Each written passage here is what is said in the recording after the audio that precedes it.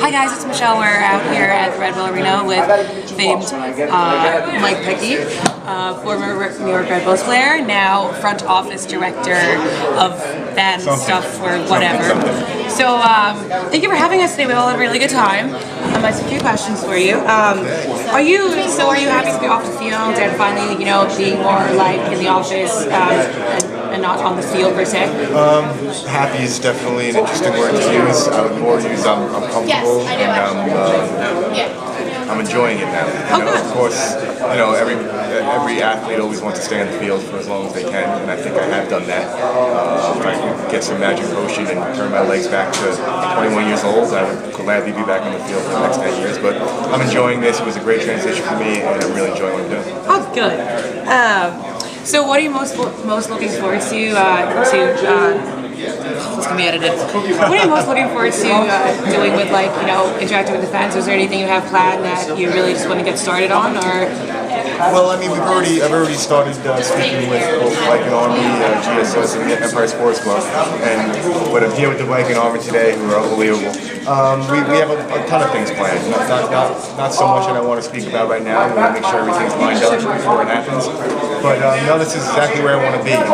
Playing in front of you guys for 13 years has been an honor and a pleasure for me. And it's something I want to continue doing. Now that I'm done playing soccer, I want to continue working with you guys to grow it and make it surrounding the whole stands with just all sports. That would be great. I have a question about that Southboard unity between GSS, ESC, and the Huntsbuck Viking Army. Do you have any thoughts on a way to end the animosity between the fan clubs? As there has been a lot, people are very upset about this, and they feel like it's going to interrupt ESC plans and so forth. Do you see that to be a problem?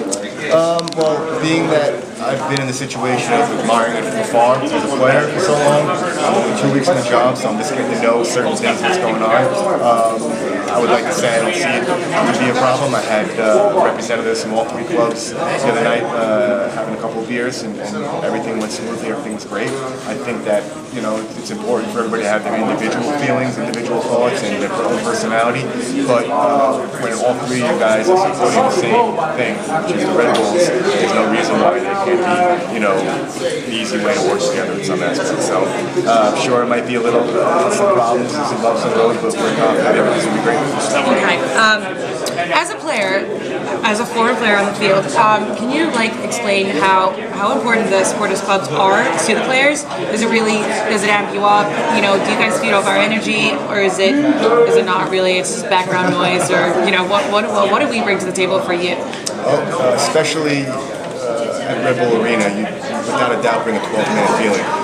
I remember obviously playing the first 10 games and looking up and just feeling that adrenaline coming off of you guys and it pushed me. But when I really started to appreciate it 100% was unfortunately when I wasn't playing and I was sitting on the bench and just looking over to my right, looking to my left, and just seeing what was going on in the stands and the excitement and how those 3 fan clubs, supporters clubs, just lifted everybody else in the stadium and brought the noise to a level that I never thought was possible. I remember sitting there looking over and saying I could just almost imagine, right now it's the Southboard there, but just growing and growing and growing in the years to come, when the whole stadium is joining together and doing things like that. And I think that you guys have that ability to make that happen. Thanks. And I'm going to help out as much as I could. I'm all out in the front office, and it's going to work out great. So, since the draft was just last week, I'm almost done, I promise. You're Russian. Don't worry about it. Take your time. I'm enjoying being here. No, come on. I'm sure you have more exciting things to do around here. So how do you feel about the draft picks like Corey Herzog? Him. I mean, how do you feel that's? I'm going to edit that. Okay, so with the draft being last week, how do you feel about our new picks for the team? Oh, very excited about the new picks. Moving to the front office and seeing the preparation we did going into the draft, I think Corey Herzog was a bit of a steal. We didn't expect him to be around.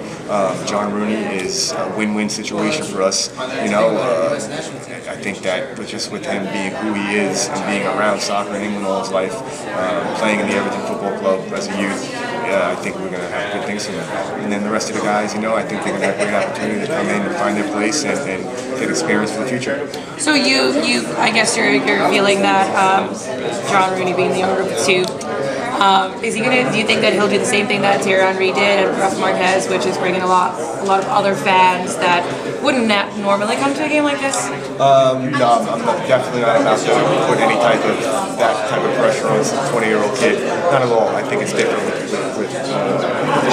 You know, he's already shown that he has very humble situation about him, very humble. You never know that who he is and where he's come from. And he's 20 years old, you know, and he did some good stuff in the combine, scored a couple of goals, 6 months out. And why he was still available, you know, was a bit of a shock to everybody. But we grabbed him, and it's a win-win situation for us, and I think that he's been fitting great. Okay, how do you feel about last night? You know, obviously the Chile USA game. How do you feel about Tim Raymond, Juan Agudalo's performance last night? Well, I mean, everybody knows who's ever listened to me how I feel about those two guys. You know, they're the future of, they could possibly be the future of American soccer in one aspect. I think last night they showed great. I mean, Tim Raymond was very confident, collecting in the back. Not only me, but reading the articles today, won high praise and everybody watched. And then you saw when Juan Agudalo came over the level pick up and the atmosphere and the team, and he created a lot of space, just buzzing around like any 18-year-old kid should be. And I think that if they keep their heads and they keep going on the right path that they're on right now, it's going to be one place for the season. Okay, what do you think is going to make the difference in 2011 so we can bring the cup home this year, please? Well, I mean, building off of last year for sure, not forgetting what we accomplished last year, how we accomplished it, the hard work we put in, you know, and just building off of that. There's no hidden secrets. We're not coming in this year and making a ton of changes. We're not coming in and coming up with some schemes, you know. Everything's in place. Now it's about, like I said, gaining the experience that we had last year and just continuing on it and doing everything we can to bring the cup. Now then, some fan questions for you. Favorite beer? I'm not a beer drinker, but if I had to pick, if I wasn't allowed to choose vodka or something like that, I was a very simple man, you know, like, yeah, I'm not a beer guy, I'm a vodka guy. Boxers or briefs? Boxer briefs, actually. Oh, fun stuff. I'm not sure if I want to ask this, but someone wanted to know if you regret winning the MLS Cup with DC. I've said it all along, as much as my favorite supporters in the league, which are the Red Bull supporters, probably hate to hear it. My time in DC was phenomenal. But they should be very proud and happy to know the moment I got there, I had a big wall in front of me and I gave it to them as much as they gave it to me. It was not an accepting situation. But just like when Eddie Pope came here, you know, Jaime Moreno, you know, Richard Williams played here. I mean, they are, in one aspect, originally from a rival team, but when they come to you, you know, they're part of your family then. So there was a love-hate relationship, and I had a great time there. But now I'm concentrating on bringing the cup to New York. Thank you so much for your time. I really appreciate it. Force the blackout! Wow! Yeah, long live the blackout.